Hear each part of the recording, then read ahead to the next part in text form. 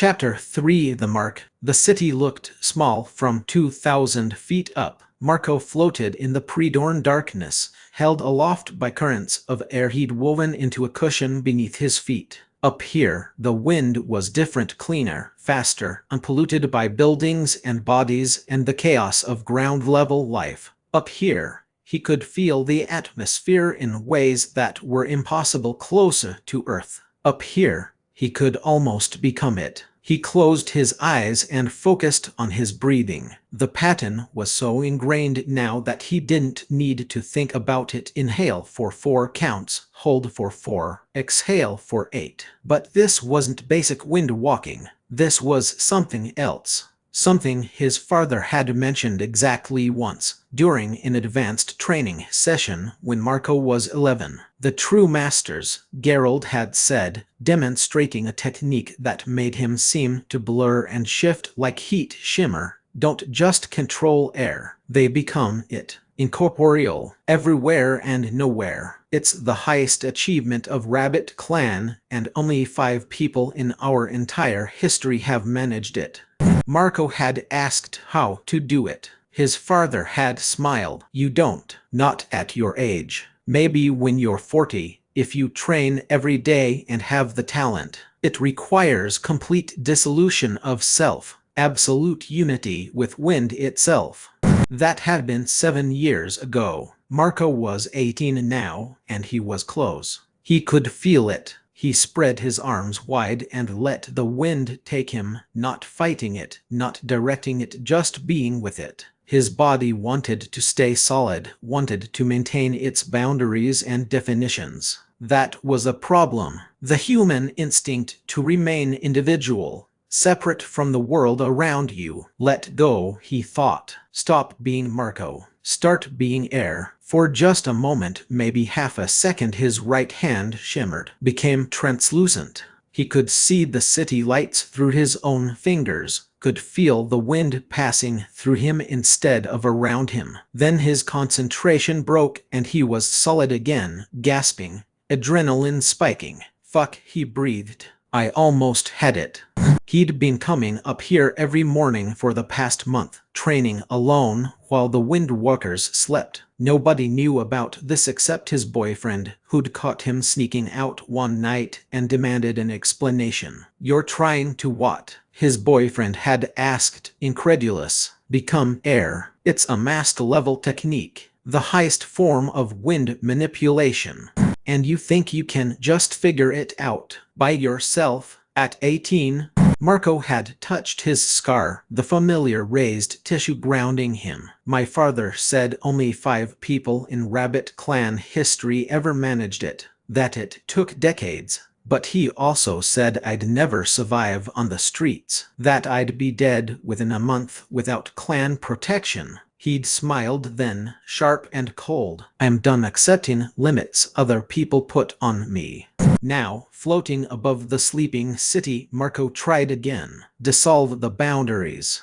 There is no Marco. There is only wind, and you are part of it. His hand shimmered again, then his forearm. The sensation was bizarre, like being pulled apart at the molecular level while somehow still remaining conscious. He could feel individual air molecules, sense the pressure differentials, taste the moisture content in the atmosphere. More, go further. His entire right arm became translucent, then transparent, then just gone. Not gone like severed, gone like it had become the wind itself. He could still feel it, could still move it, but it wasn't physical anymore. He held the state for 3 seconds before exhaustion hit like a hammer and he snapped back to solid, entire, gasping and shaking. Progress, he muttered to himself. Slow, but progress. The sky was starting to lighten, dawn approaching. Time to head back. The windwalkers would be waking soon, and he had a training session scheduled with Sarah, Reese, and Riley. They'd been making good progress over the past week. Sarah especially, she had natural talent that reminded him of himself at that age. Marco descended slowly, using controlled wind currents to guide himself down toward the warehouse. The technique was so second nature now that he didn't even think about it. His body just knew how to interact with air pressure, how to find thermals, how to redirect force. That was the thing about being clan trained from age 3. These weren't skills he'd learned. They were part of him, woven into his muscle memory and instincts deeper than thought, which was exactly why he needed to push further. Master-level techniques, becoming air itself. His father thought it was impossible for someone his age. Marco was determined to prove him wrong. He touched down on the warehouse roof silently, barely disturbing the gravel. His boyfriend was waiting there with 2 cups of instant coffee, sitting on their salvaged couch. "How'd it go?" he asked, handing over a cup. "Got my whole arm to dissolve for about 3 seconds. Marco sat beside him, accepting the coffee gratefully, then nearly passed out from the effort. "That's progress though, right? Last week you could barely manage your hand." "Yeah, still nowhere near actual combat viable." But Marco stopped, tilted his head. His senses picked up something wrong. Multiple heartbeats moving fast toward the warehouse. Too many. Too urgent. What? His boyfriend sat up straighter, recognizing Marco's alert posture. Someone's coming. Multiple people running.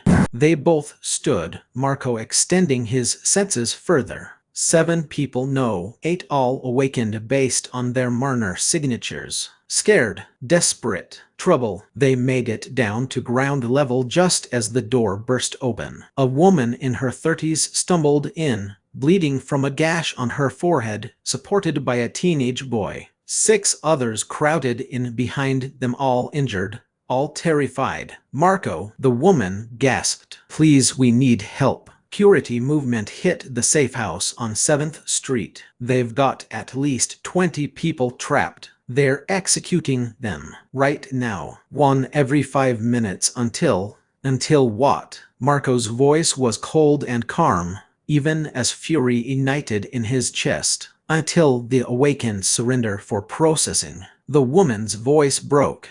"They're going to kill them all anyway. We barely got out." Marco looked at his boyfriend, who nodded once. They'd talked about this scenario, hoped it would never happen, prepared for it anyway. "Kai!" Marco shouted toward the upper floors. "Jenner, get everyone up. Full mobilization. We've got a rescue."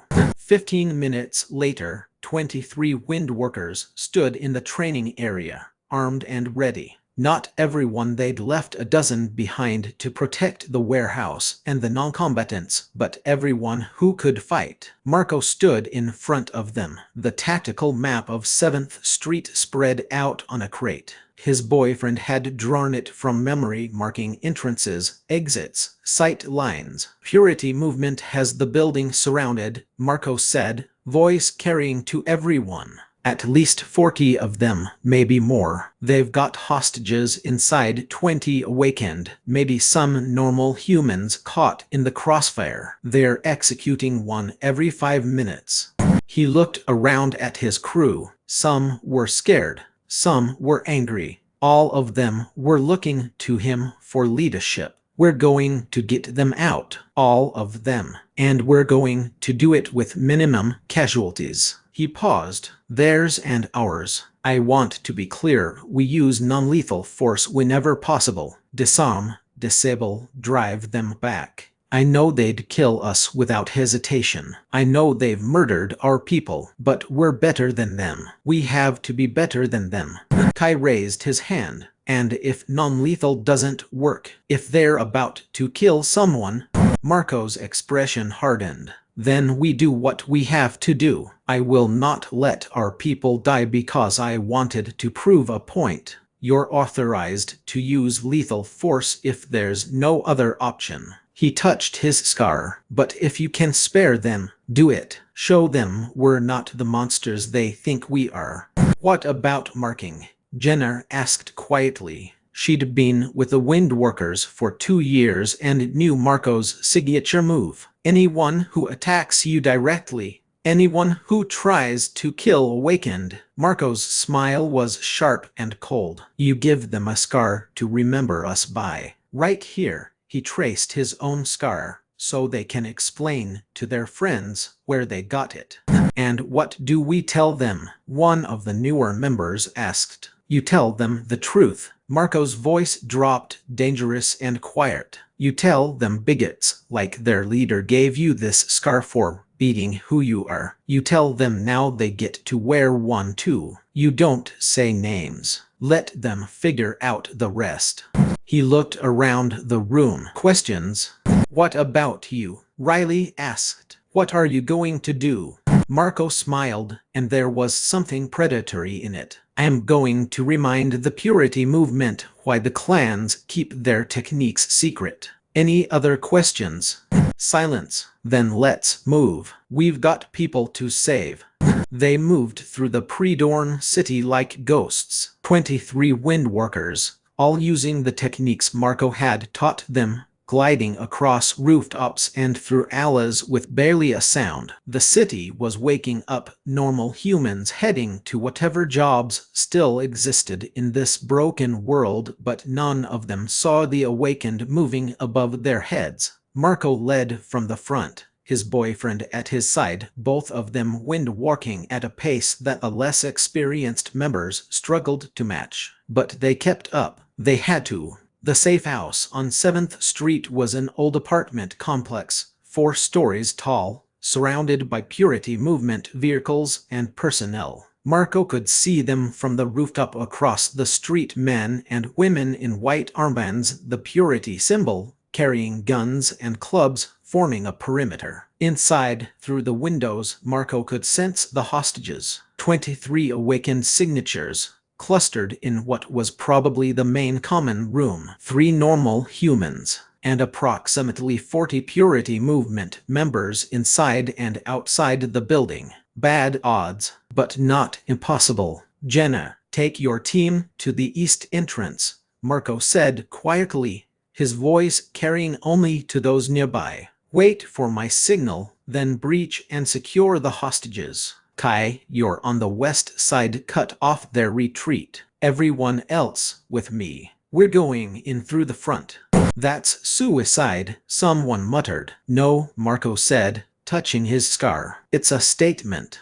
He stood on the edge of the rooftop, looking down at the street 4 stories below. The Purity movement members were visible now, younger than he'd expected. Teenagers and 20-somethings, most of them. Kids his own age who'd been convinced that Awakened were the enemy. I was one of you once, Marco thought. Privileged, protected, thinking my way was the only way. Then his father had shown him the truth about righteousness and tradition. Ready? His boyfriend asked beside him. Always.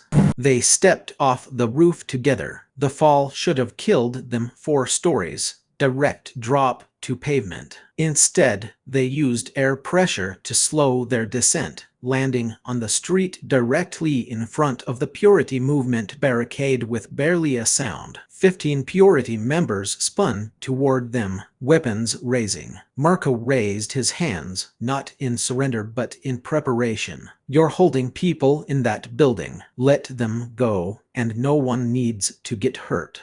The freaks stay until they submit for processing, a man in his 30s said. He had sergeant stripes on his armband. And you're under arrest for... I'm not here to debate. Marco's voice cut through the man's speech like a blade. Let them go. Last chance. Open fire. The gunshots were deafening in the pre-dawn quiet. Marco didn't move, didn't flinch. The air around him solidified into a barrier, a technique he'd practiced 10,000 times, and the bullets stopped dead, hovering in midair for a moment before falling harmlessly to the pavement. The Purity members stared in shock. My turn, Marco said quietly. He pushed. A wave of compressed air slammed into the front line of Purity members, sending them flying backward. Not hard enough to kill, he'd calculated the force precisely, but hard enough to take them out of the fight. Bodies hit pavement and vehicles, groaning. Then the windwalkers poured in from the rooftops. Kai and his team came from the west, Jenna from the east, and the remaining members followed Marco's lead from the front. The Purity movement tried to rally, tried to form defensive lines, but they were fighting people who could move faster than normal humans,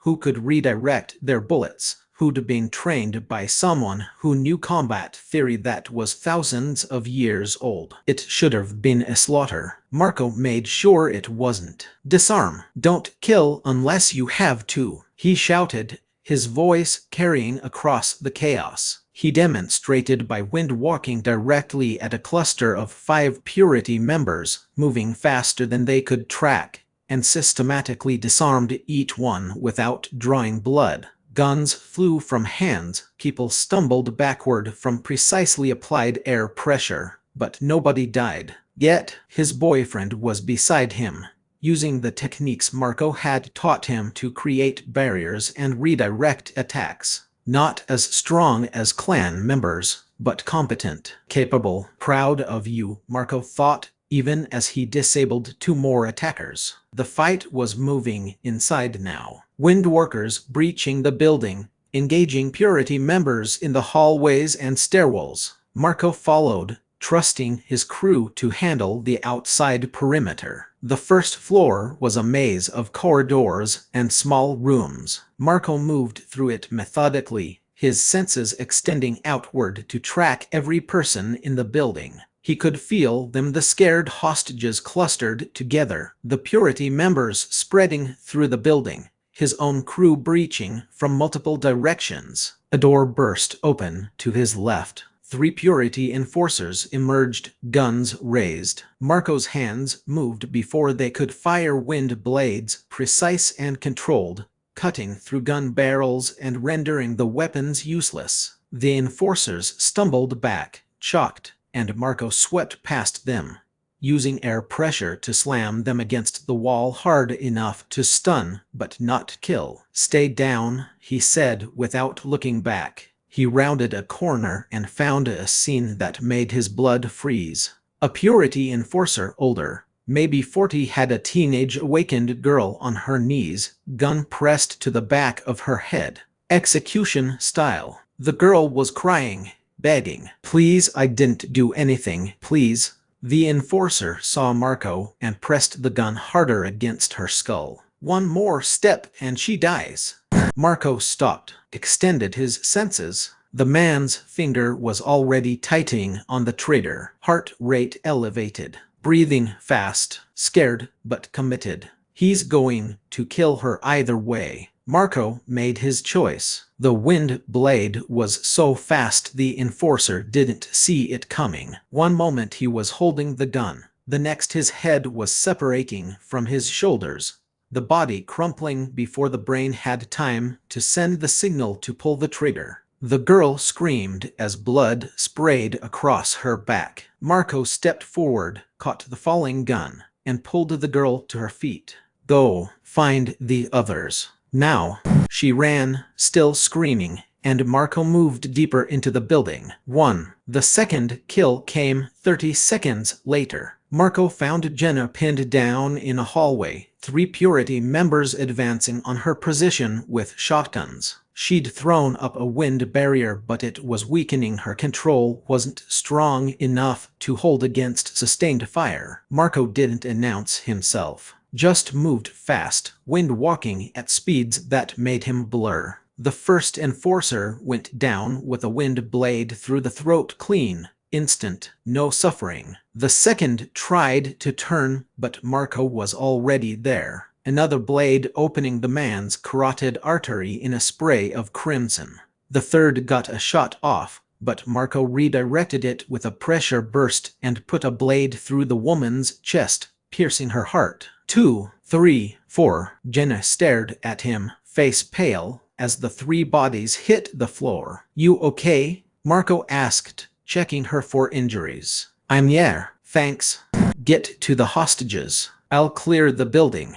He moved on before she could respond. The third floor was where it got worse. Marco emerged from the stairwell to find two of his wind workers, a brother and sister team named Marcus and Taylor, who'd been training for 6 months, surrounded by 7 purity enforcers. Both wind workers were wounded, bleeding, barely maintaining their defensive barriers. One of the enforcers had a knife to Marcus's throat. "Drop your powers or he dies," the enforcer shouted. Young, maybe 19. Scared eyes but steady hands. Marco assessed the situation in a heartbeat. 7 enforcers, all armed. Marcus about to die. Taylor too wounded to fight effectively. No time for negotiation. No time for surgical precision. Fuck. He pulled from the foundation his father had taught him, multiple precision strikes executed simultaneously.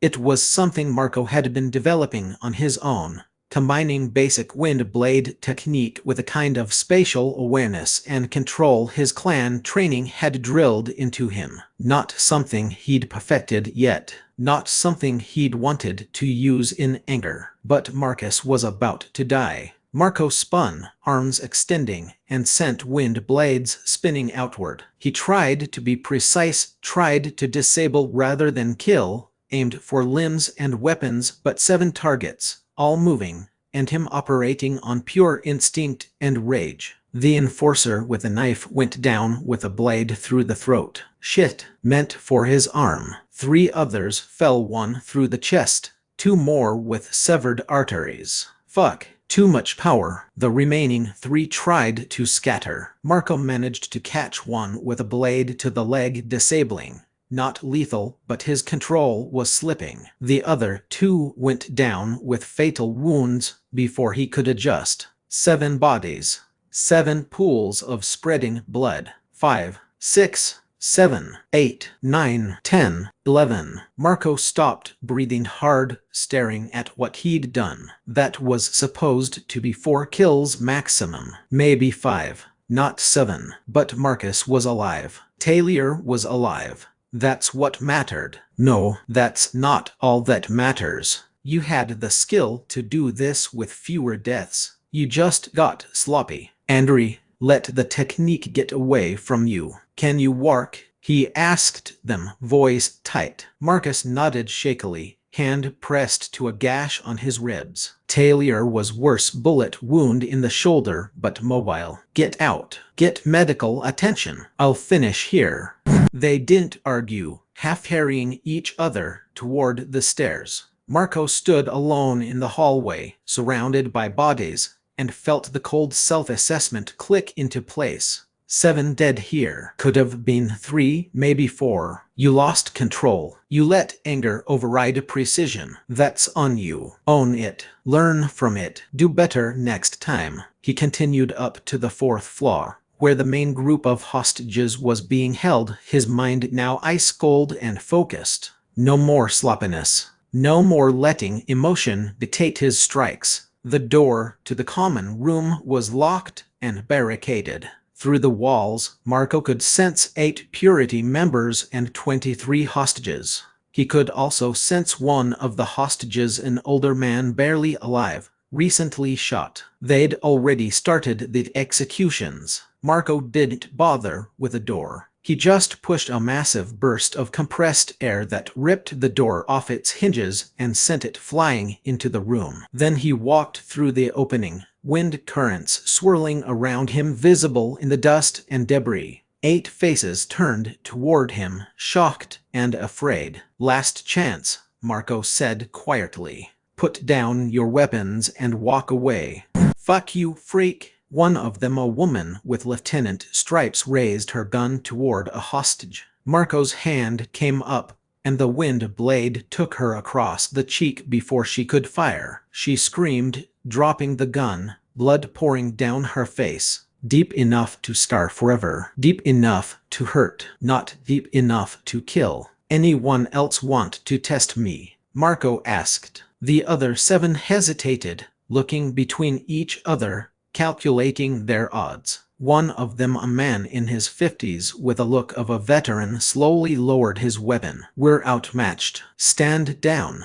"Like hell." Another enforcer, younger, raised his gun toward Marco. The wind blade caught him in the throat before he could pull the trigger. He collapsed, gurgling, drowning in his own blood. 12. The remaining 6 got the message. Weapons clattered to the floor, hands raised. "Smart," Marco said. Then he looked at the lieutenant he'd marked. "You, look at me."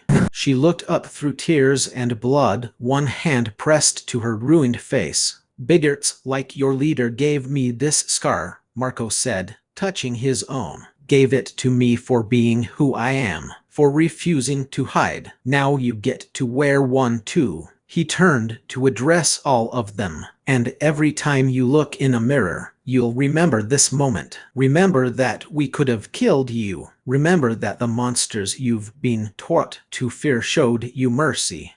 He moved to the hostages, quickly assessing their condition. The man who'd been shot was already dead, couldn't have been saved even if Marco had arrived sooner. 22 still alive, terrified but unharmed. "You're safe now," he told them. "My people are securing the building. We'll get you out." As his windworkers flooded into the room to help the hostages, Marco stood at the window looking out at the pre-dawn city. His hands were steady. His breathing was calm. He'd just killed 12 people, 7 more than necessary because he'd lost control on the 3rd floor. "Own it," he told himself. "You fucked up. You had the skill to be more precise, and you let anger make you sloppy. Marcus would still be alive even if you'd only killed 4. Those extra 3 deaths, that's on you." His boyfriend appeared at his side. "Everyone's accounted for. 22 hostages secured. 3 of ours wounded but stable. Purity movement forces have mostly retreated." "How many dead?" Marco asked. "There's 12, plus 15 marked with scars. The rest fled." Marco nodded. 12, exactly the count he'd been keeping in his head. "And ours?" His boyfriend's expression darkened. 3, David, the pyro kid you taught control 2 years ago. Carmen and Yuki, they were guarding the east entrance when Purity reinforcements arrived. They didn't make it. Marco closed his eyes. "David." He could see the kid's face, 14 years old, terrified of accidentally starting fires until Marco had taught him how to control his mana flow, how to breathe through the panic, how to not let his power consume him. Carmen, who made jokes to cover her fear. Yuki, who'd been with the Windwalkers for 3 years and could wind walk better than most. Dead because he'd brought them into this fight. "It's not your fault," his boyfriend said quietly. But it was. Leadership meant responsibility. Their deaths were on him. Same as the 12 Purity members he'd killed were on him. Same as the 7 he'd killed sloppily, with more force than necessary, because he'd let rage override his training. "Carry it," he told himself. "Don't run from it. Don't pretend it doesn't hurt, but don't let it stop you either. And for fuck's sake, don't make the same mistake again. You're better than that." "Let's get everyone home," Marco said. "We honor our dead, we treat our wounded, and then we prepare for whatever comes next." Because this wasn't over. 12 Purity members dead, 15 marked with his signature scar. A rescue that would be all over social media within hours. His father would know. The clans would know. The world would know that the Windworkers weren't just some street gang. They were organized, trained, and dangerous. Let them know. Marco was done hiding. The cleanup took another hour. 22 hostages freed, all alive except the one who'd been executed before Marco arrived. 12 Purity Movement members' dead bodies left for city services to collect. 15 wounded and marked, including 7 who'd fled and 9 who'd surrendered. The rest had retreated when it became clear they were losing. The Windwalkers had taken casualties too. 3 dead people Marco had trained, had known, had failed to protect. 11 wounded,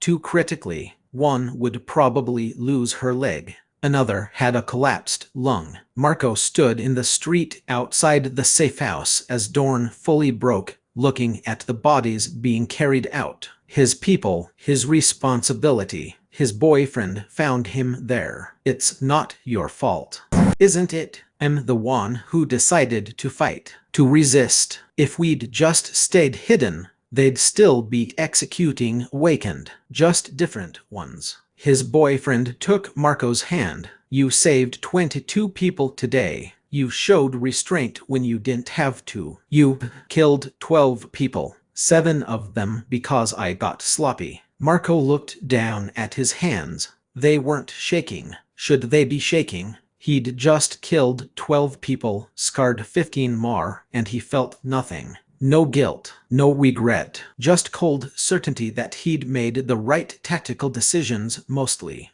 That 3rd floor, I had the skill to be more surgical, to disable instead of kill. But I was angry and I just let loose. 7 dead when it should have been 4. Marcus would be dead if you hadn't.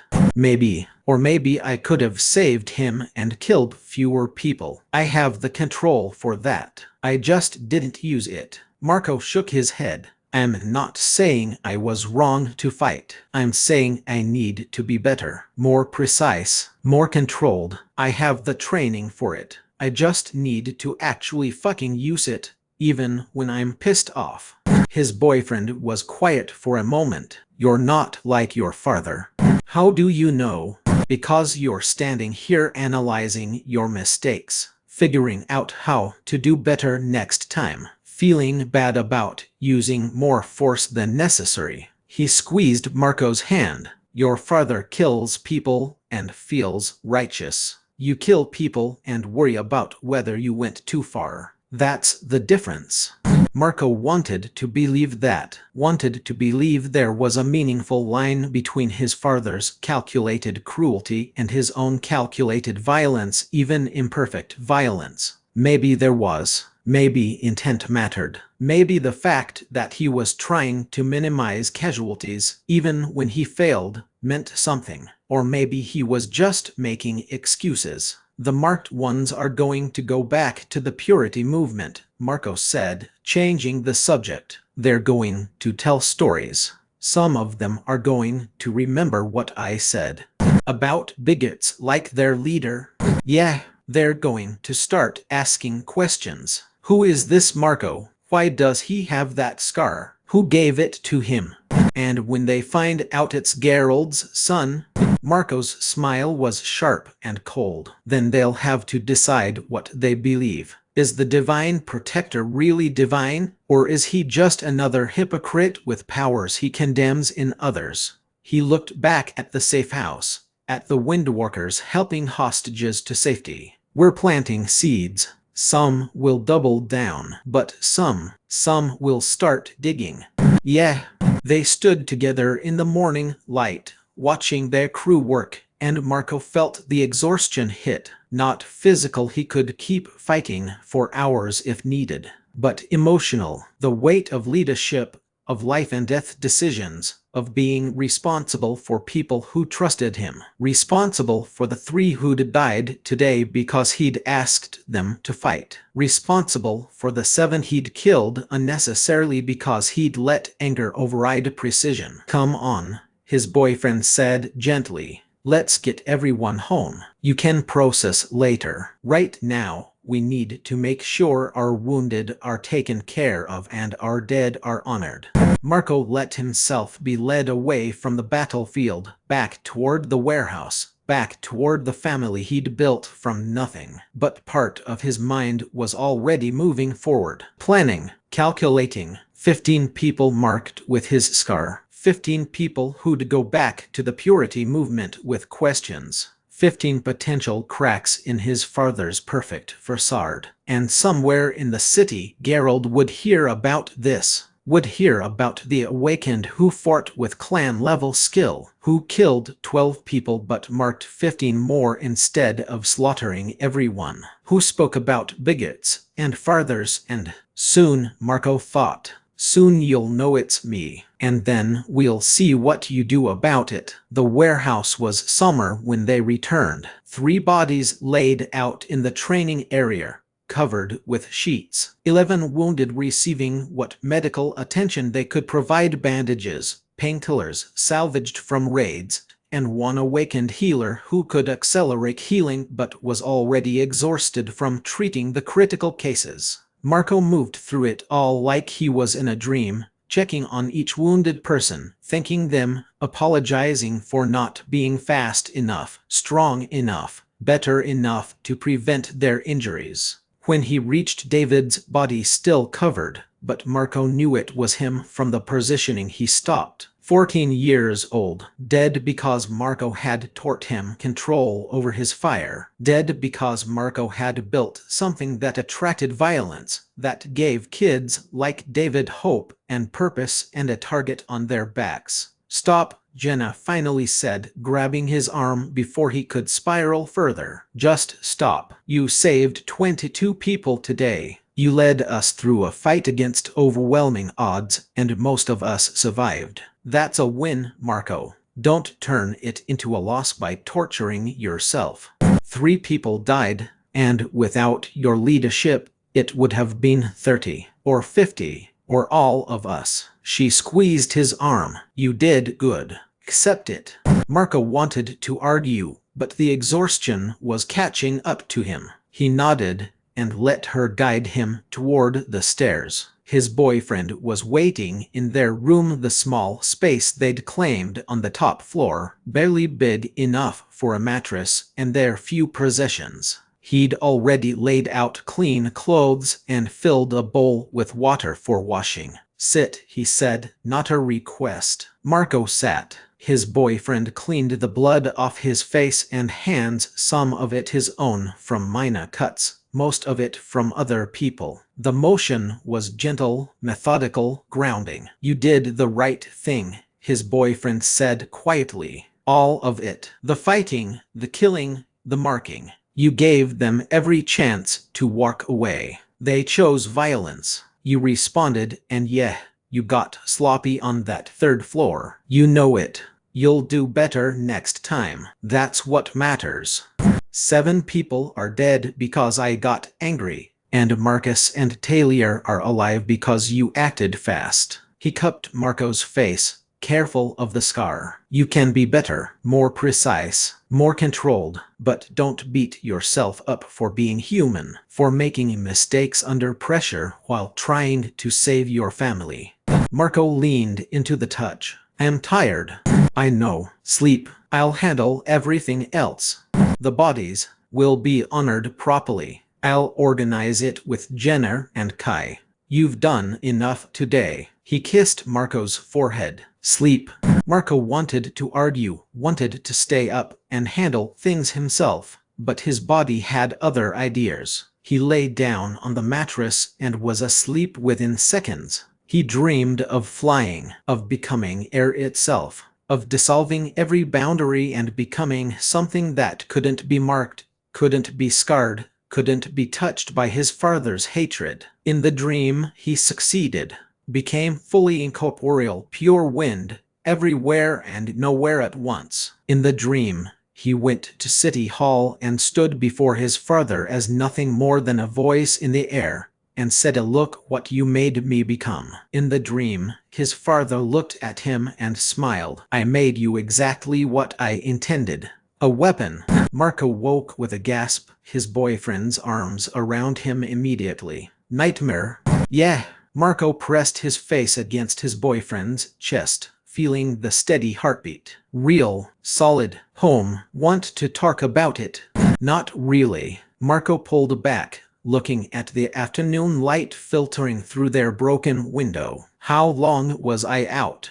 4 hours. "There's something you need to see." His boyfriend hesitated. "One of the hostages recorded part of the fight, posted it online. It's going viral."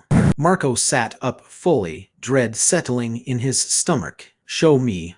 His boyfriend pulled out a salvaged tablet and pulled up a video. The footage was shaky, obviously filmed by someone terrified, but clear enough. Marco in the hallway, moving faster than the camera could properly track. Wind blades cutting through the air. Bodies falling. The marked woman screaming, hand pressed to her bleeding face. And the audio, crystal clear, bigots like your leader gave me this scar. Gave it to me for being who I am. Now you get to wear one too. The video had 5 million views. The comments were divided. Awakened are monsters. Look at the bodies. Look at what they did to her face. But count the bodies. Only 12 dead vs 40 plus purity. They showed restraint. Could have killed everyone. Did he say bigots like your leader? Who's their leader? And who gave him that scar? That's some military-level training. Where did a street awakened learn to fight like that? There's more, his boyfriend said, scrolling to another post. Someone had done the detective work, connected Marco the Windwalker to Marco the Fallen Son from Geralt's speeches.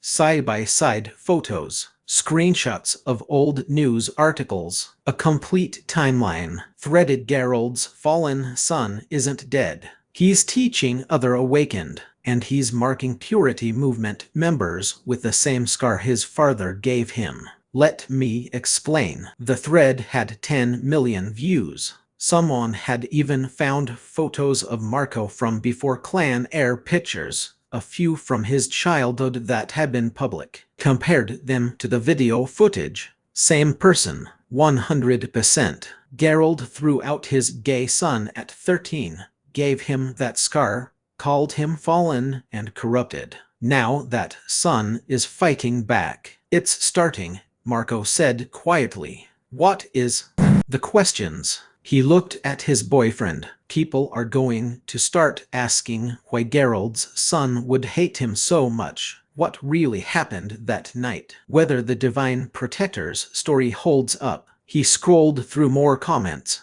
Look, half are saying I'm a monster, but half are saying they're saying Geralt must be a pretty terrible father to have his son hate him this much. And when your father sees this? Marco set down the tablet and walked to the window. The city spread out before him, broken, dangerous, but somehow still beautiful in the afternoon light. When my father sees this, he said quietly, he's going to have to make a choice. Ignore it and hope it goes away, acknowledge it and risk exposing himself. Send people after me? Try to control the narrative. What do you think he'll do?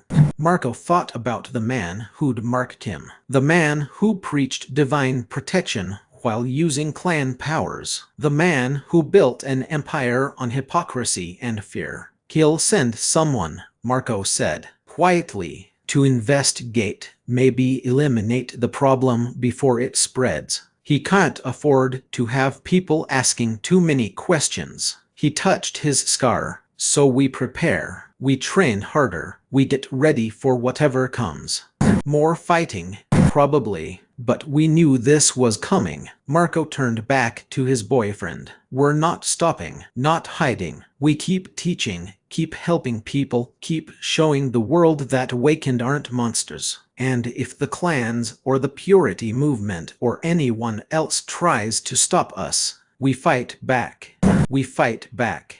They stood together in their small room, looking out at a broken world, and Marco felt something settle in his chest. Not peace exactly, but purpose. Certainty. He'd killed 12 people today. 7 more than necessary because he'd lost control. Marked 15 more. Saved 22. Lost 3. The math didn't balance. It never would. But tomorrow he'd keep training. Keep pushing toward that master-level breakthrough. Keep building something that mattered. Keep working on his precision, his control, so he didn't make the same mistakes. His father wanted him to be nothing. Marco was determined to be everything. The sun was setting when Marco returned to the sky. He needed this, the solitude, the height, the chance to process everything that had happened. His crew understood. His boyfriend had just kissed him and said, "Don't fall." Marco smiled at the memory as he ascended, using air currents to lift himself higher and higher above the city. 2,000 feet, 3,000. Up here, the air was thin and cold and pure. He spread his arms and closed his eyes. Today you killed 12 people. 7 more than necessary because you let anger override your training. You have the skill to be precise. You just didn't use it. 3 of your people died. David, Carmen, Yuki, Don, because you asked them to fight. And you're going to keep doing it, because that's what being a leader means. Making hard choices, living with the consequences, learning from your mistakes. He thought about his father, probably hearing about the fight by now, probably seeing the viral videos, probably realizing his discarded son was still alive and building something that threatened everything Gerald had created.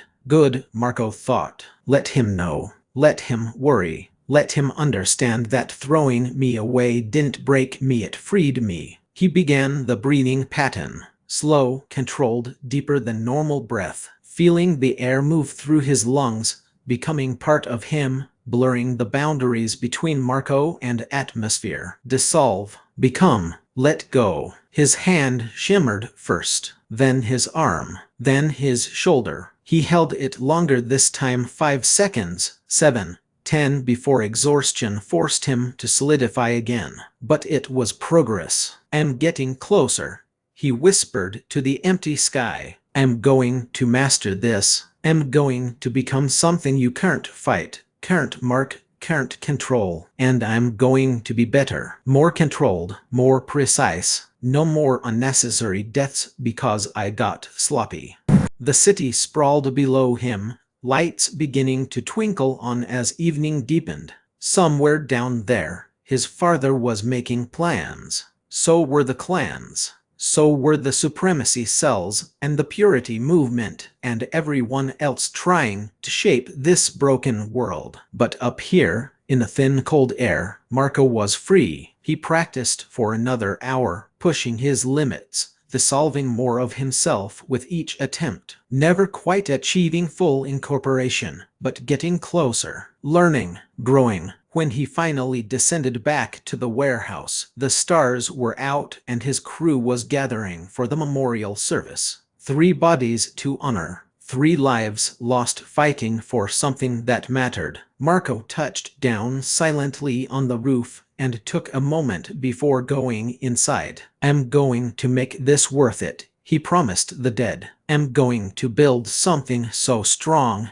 so real, so good that your sacrifices matter, that your lives counted for something more than just resisting. And I'm going to be better, more precise, more controlled. I have the skill. I just need to actually use it, even when I'm angry. Especially when I'm angry. I'm going to change this world, or die trying." Then he went inside to mourn with his family, to honor the fallen, and to prepare for whatever came next. The war was just beginning, but Marco had been born into a war he didn't choose, marked by it, thrown away by it. Now he was going to fight back, and this time, he wouldn't be the one who broke.